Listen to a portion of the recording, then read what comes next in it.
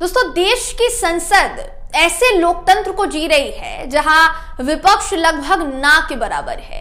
देश की संसद में विपक्ष की हिस्सेदारी ऐसी ही हो गई है जैसे कि आटे में नमक लगभग ना के बराबर। विपक्ष विहीन संसद में सरकार 3 कानून लेकर आई जो 1857 के भारतीय दंड संहिता को खत्म कर देगा। सरकार 3 नए दंड संहिता लेकर आई जिस पर सरकार का कहना है कि हमारा मानना है कि हम न्याय दें ना कि दंड दें। तमाम तरह के दावे किए गए दोस्तों सरकार की तरफ से, लेकिन सरकार के दावे खोखले से दिखते हैं। नहीं, खोखले से नहीं दिखते, क्योंकि सरकार कह तो कुछ और रही है लेकिन बिल सरकार की मंशा को साफ साबित कर रहे हैं, जिसके बाद सरकार और कहीं ना कहीं AIMIM के प्रमुख ओवैसी और अमित शाह के बीच तीखी तकरार, तीखी बहस संसद के भीतर देखने को मिली। दोस्तों, कैसे वो इस खबर में आपको बताएंगे कि इन बिल के सहारे सरकार की छुपी हुई मंशा आखिर है क्या। नमस्कार, मेरा नाम है जयंती झा। दोस्तों, कानूनों को बदलने के लिए लाए गए विधेयकों पर चर्चा हुई। इस दौरान AIMIM सांसद असदुद्दीन ओवैसी ने नए कानूनों की रॉलेट एक्ट से तुलना करते हुए उनका विरोध किया। भाषण के दौरान जब किसी सदस्य ने उन्हें टोका तो ओवैसी आग बबूला हो गए और कहने लगे कि हम तैयार हैं, गोलियां आपकी खत्म हो जाएगी लेकिन वो जिंदा रहेंगे। दोस्तों, आपको बताते हैं कि जो नया कानून सरकार लेकर आई है वो शंकाओं से भरा हुआ है, तभी इन कानूनों पर लगातार सवाल उठ रहे हैं। कैसे, वो भी आप लोग जान लीजिए। दोस्तों, अगर इस पूरे प्रावधान की, इस पूरे कानून की बात की जाए तो इस प्रावधान में ऐसे कई शब्दों का इस्तेमाल किया गया है जो बहुत ही शिथिल और भ्रम पैदा करने वाले हैं। जो कानून बनाए गए हैं और जो बिल में लिखा गया है वो बिना किसी विश्लेषण के लिखा गया है, यानी उसका कोई एक्सप्लेनेशन नहीं है कि पूरा एक डिटेल वाइज उसका एक्सप्लेनेशन नहीं है, जिसका इस्तेमाल जांच एजेंसी अपने हिसाब से करेगी, उसके असर के हिसाब से सजा देगी। यानी कि कोई गरीब अपराध करते पकड़ा जाता है तो उसके लिए सजा किसी और तरीके से दी जाएगी, तो वहीं अगर कोई प्रभावशाली व्यक्ति, ताकतवर व्यक्ति है तो उसके लिए सजा का रूप कुछ और होगा, जो इस पूरे कानून की मंशा को कहीं ना कहीं उजागर करता है, सवालों के घेरे में खड़ा करता है, जिसको लेकर संसद में ओवैसी मुखर नजर आए और सरकार को जमकर संसदीय मर्यादा में रहते हुए खूब लताड़ा, उन्होंने खूब आलोचना की। असदुद्दीन ओवैसी ने तीनों विधेयकों का विरोध करते हुए शायराना अंदाज में कहीं ना कहीं सरकार को घेरा। उन्होंने अपने भाषण की शुरुआत शेर से की कि हमको शाहों की अदालत से तवक्को तो नहीं, आप कहते हैं तो जंजीर हिला देते हैं। बाद में ओवैसी ने जॉन ओलिया का शेर पढ़ा कि जुर्म में हम कमी करें भी तो क्यों, तुम सजा भी तो कम नहीं करते। AIMIM चीफ ने चर्चा के दौरान जेलों में बद मुस्लिमों का मुद्दा उठाया।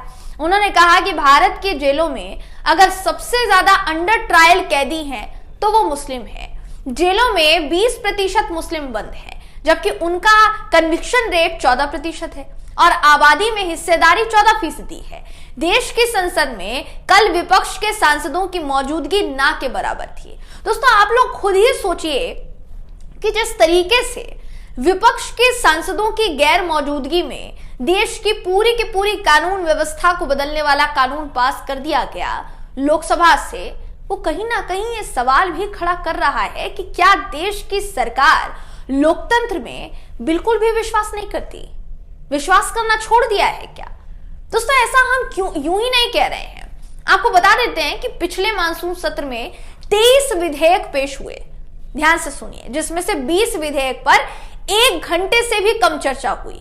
तो ये दिखाता है कि कहीं ना कहीं मौजूदा सरकार चर्चा के लिए तैयार नहीं है और विपक्ष को बिल्कुल भी देश की नीति बनाने में शामिल करना ही नहीं चाहते।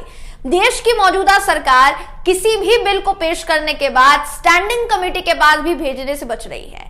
दोस्तों, स्टैंडिंग कमेटी संसद की वो कमेटी होती है जो सरकार द्वारा लाए गए बिल को देखती है और उसमें सरकार को कुछ सुधार करने की राय देती है, अगर जरूरत है तो, कि अगर जरूरत है सुधार करने की तो वो राय देगी। इस तरह की स्टैंडिंग कमेटी में सदस्य के रूप में विपक्षी सांसद भी हैं। सरकार वहां भी अब बिलों की चर्चा के लिए उनको नहीं भेज रही है। पहले ये मान्यता थी कि बेहतर कानून के लिए और जनता की बेहतरी के लिए देश के अहम बिलों को स्टैंडिंग कमेटी के पास जरूर भेजा जाना चाहिए, जिसके बाद उस पर बेहतर चर्चा हो पाए और एक बेहतर मसौदा जनता के सामने पेश किया जा सके। लेकिन सरकार का रवैया तो ऐसा हो गया है कि विपक्ष को ना सुनना चाहते हैं ना ही समझना चाहते हैं, बस बाहर धकेल देना चाहते हैं। दोस्तों 2014 के बाद हुई 16वीं लोकसभा में मात्र 35% बिलों को ही कमेटी के पास भेजा गया, चर्चा के लिए भेजा गया था दोस्तों। वहीं 2019 की 17वीं लोकसभा में मात्र लगभग 20% बिलों को ही कमेटी के पास चर्चा के लिए भेजा गया था। अब आप ये खुद सोचिए कि सबका साथ, सबका विश्वास, सबका प्रयास वाली सरकार को विपक्ष पर ही भरोसा नहीं है, जो लोकतंत्र का अहम हिस्सा है। यही कारण है कि ओवैसी जो है वो भड़के हुए नजर आए, भड़के हुए अंदाज में नजर आए और उन्होंने सरकार को जमकर लपेटा। हालांकि देखिए, अगर असदुद्दीन ओवैसी की बात की जाए दोस्तों, तो बेशक संसद में उनका उग्र रूप नजर आता है। माफ कीजिएगा, इस शब्द का इस्तेमाल मैं कर रही हूं, मुझे नहीं करना चाहिए। संसद में उनका गुस्से वाला रूप जो है नजर आता है। बेशक संसद में वो काफी नाराज नजर आते हैं और सरकार से सीधा बेबाकी से सवाल पूछते हैं, लेकिन उनके ऊपर दोस्तों ये आरोप भी लगता है कहीं ना कहीं कि असदुद्दीन ओवैसी जो है वो भारतीय जनता पार्टी की बी टीम है। यानी उनकी जो पार्टी है AIMIM, वो भारतीय जनता पार्टी की बी टीम है। क्योंकि संसद में तो देखिए चलिए वो बोल लेते हैं, लेकिन बाहर जब चुनाव का समय आता है दोस्तों, तो आरोप लगता है असदुद्दीन ओवैसी और उनकी पार्टी पर कि बीजेपी के खिलाफ, बीजेपी के किसी कड़े उम्मीदवार के खिलाफ कभी भी वो अपने उम्मीदवार नहीं उतारते। और यही कारण है कि उनके खिलाफ ये एक धारणा बोल सकते हैं आप इसको, या फिर आप जो भी चाहें इसको कह सकते हैं, लेकिन एक छवि तैयार की गई कि AIMIM जो है वो भारतीय जनता पार्टी की बी टीम है। यानी भाजपा को जिताने का काम AIMIM करती है, जबकि भाजपा पर आरोप लगता है कि वो मुस्लिम विरोधी पार्टी है। भाजपा पर यह आरोप लगता है कि हमारे देश में जितने भी मुस्लिम रह रहे हैं, भाजपा के लोग उनको पसंद नहीं करते, यह आरोप लगता है। इस आरोप में कितनी सच्चाई है कितनी नहीं, ये बात तो आप लोग जानते ही होंगे।